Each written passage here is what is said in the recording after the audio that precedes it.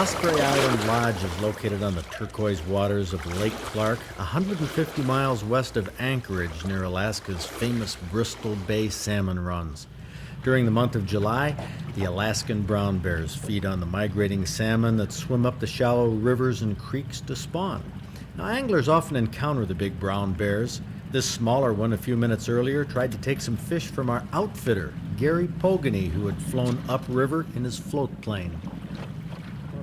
Just before you came around the corner, I came back because I lost my lure, and the bear was already on the fishing tackle and the bag with the fish in it. And of course, I was concerned about our fishing vest, and the fish is what he was after, and he didn't want to back off, and I really didn't want to lose all our gear. So how far it was sort of a was he? standoff. We got within about 20 yards of each other, pretty close. I finally pushed a little bit forward, and he decided to go the other way. He walked off slowly, then turned around, came back a little bit. Were you nervous? Actually, I was. I didn't have any firearm or anything, and it's hard to swim with hip boots on. Yeah. So it is a little scary, even to you who see bear a lot. Absolutely. You never know what they're going to do, especially the young ones. The bigger ones are pretty predictable. They usually run off, but the small ones are hungry, and food becomes a priority. Gary Pogany has a cautious attitude towards Alaskan brown bears, and he shares it with his fishermen customers by flying every fishing party into the famous Brooks River at Katmai National Park for a few hours of bear watching. The salmon don't have an easy time jumping waterfalls, so they congregate in the pools below. The bears have learned this long ago, so every July, brown bears convene on the brooks, as well as other rivers throughout the Alaskan coastal regions. Some bears are very adept at catching salmon, and some aren't. It seems to be an innate ability that either a bear has it or it doesn't. Some chase the salmon, some stand and watch before making a move, some stand in the pools and wait for salmon to swim by their feet. The bears we're watching are called Alaskan brown bears. They're actually grizzlies that live near the coastal areas and during the summer feed on fish. That's the main distinction between a brown bear and a grizzly. The brown bear is larger, probably because of its fish diet that is abundant and widespread in Alaskan rivers in the summer. Now, don't confuse these bears with teddy bears. Teddy bears don't move. These bears do, and they're extremely hostile towards one another. Bears of all species are solitary critters except for mating season. Otherwise, they're independent. And with brown bears, the only time they come together other than mating is during the salmon runs, and a mysterious truce is observed by most bears at this time. It's not a total truce.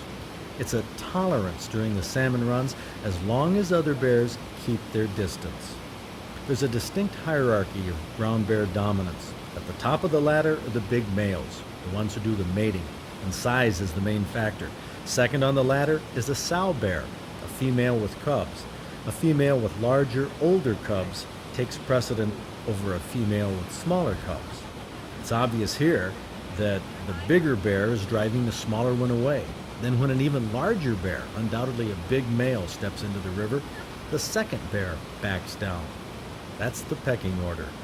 And the third on the ladder is a group of siblings, young bears that are weaned but still stick together. As a group, they have more clout than the lowest on the pecking order, the single, unattached males and females that aren't particularly large. These solitary bears take a beating from the rest of the bear world. Some of the big dominant males have particular pools they use for salmon fishing, and they use these same pools year after year, and all the other bears know it, stepping aside when the dominant bruin appears. Competition for fishing territory and a violation of distance, just getting too close, are two main reasons for bear fights at this time of year. And anytime two strange bears meet each other for the first time, a fight usually breaks out to establish dominance. This posturing happens constantly among bears, and they mean business.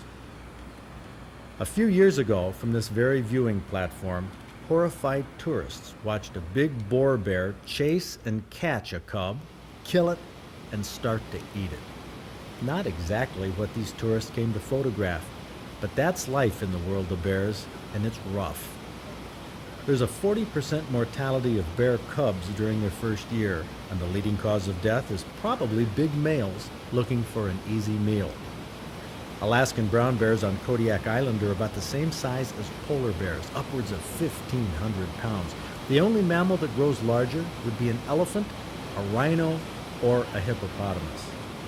The hair trigger temper on a bear isn't appreciated enough by humans, though.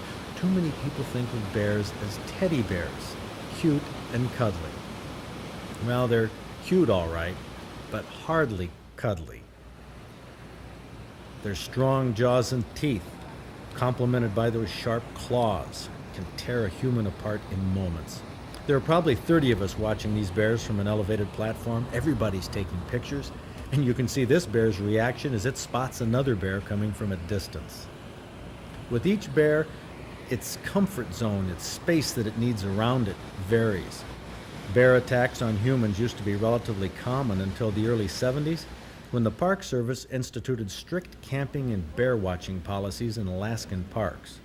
Park rangers are assigned to monitor the bears and monitor the tourists all day long and keep them as far apart as possible. The trail that we all walked in on now has a brown bear sauntering through. Try and get back on the stairwell, please.